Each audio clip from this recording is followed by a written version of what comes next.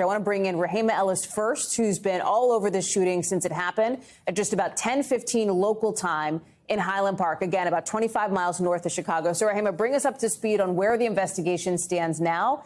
As we know, this manhunt is happening. More than 100 members of law enforcement out looking for the shooter. Yeah, Hallie, local, county, state, federal authorities are all on the scene trying to figure out who this person is and where this person is.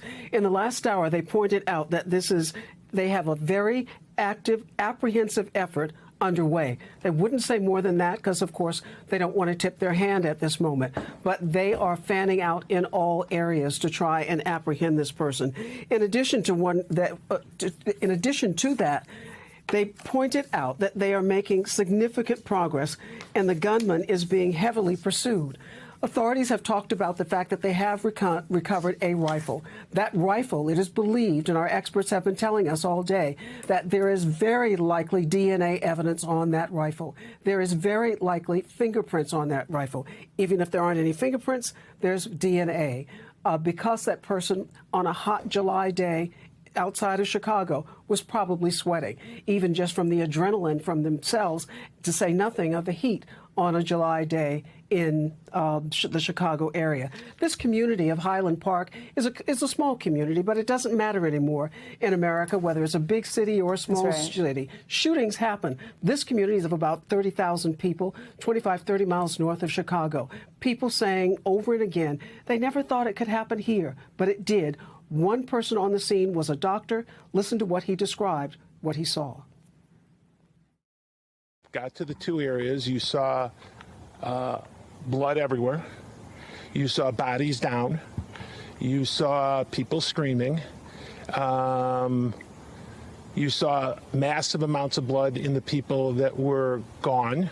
Their injuries were horrific. And that from someone who is in the medical profession, a doctor, and even he seemed shaken by what had happened. Hard not to be. Hundreds of people out on this 4th of July day to celebrate a holiday, to celebrate freedom. We've heard over and again from people saying they do not feel free anymore when things like this can happen literally anywhere in America. Hallie? You know, we're looking at this video, Rahima, as you're talking, not just the police presence, but the abandoned chairs, right? The leftover items that had been along the parade route as people were just sprinting to try to get to safety when they heard the gunshots. I want to play for you a little bit more. We heard from the doctor there how some other eyewitnesses are describing what happened.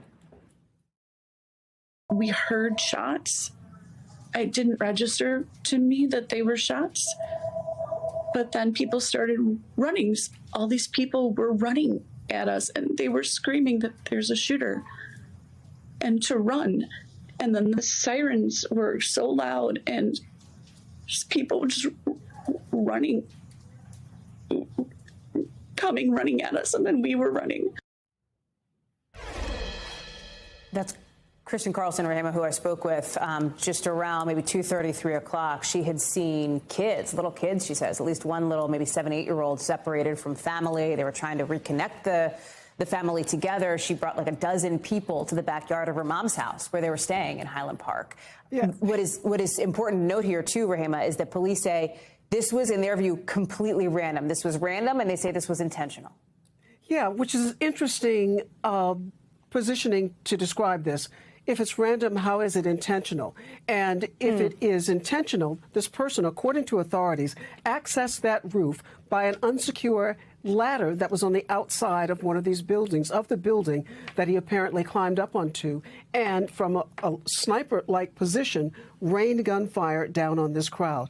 And so why was it random? Authorities and our experts in this area are telling us it's very likely that this person had an opportunity to, quote unquote, case the area to see what was going on. And clearly they knew that this was the 4th of July. Clearly they knew there would be hundreds of people there and they would be easy targets. Hallie?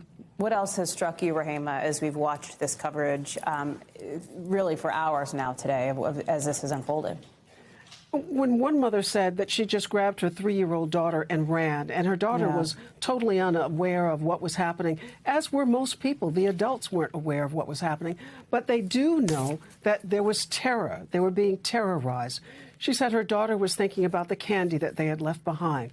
Children coming out to a 4th of July celebration, all they want to do is have a good time and make good memories. Now the question becomes, will they be able to forget? Will they be able to unsee what they saw, unfeel what they felt from this day? As one woman said also, she didn't think that the fire shots that she heard, the pop, pop, pop, could be happening in her community, a quiet suburb north of Chicago. She said, for one thing, it was Highland Park. The other thing she said, it's daylight. It's not the cloak of darkness that someone can operate from. And again, as we've heard so many times in instances like this, people think that it can't happen to them. This community now tragically knows that they are not immune. It can happen anywhere. Rahima Ellis, thank you for your reporting. Appreciate it. Thanks for watching our YouTube channel. Follow today's top stories and breaking news by downloading the NBC News app.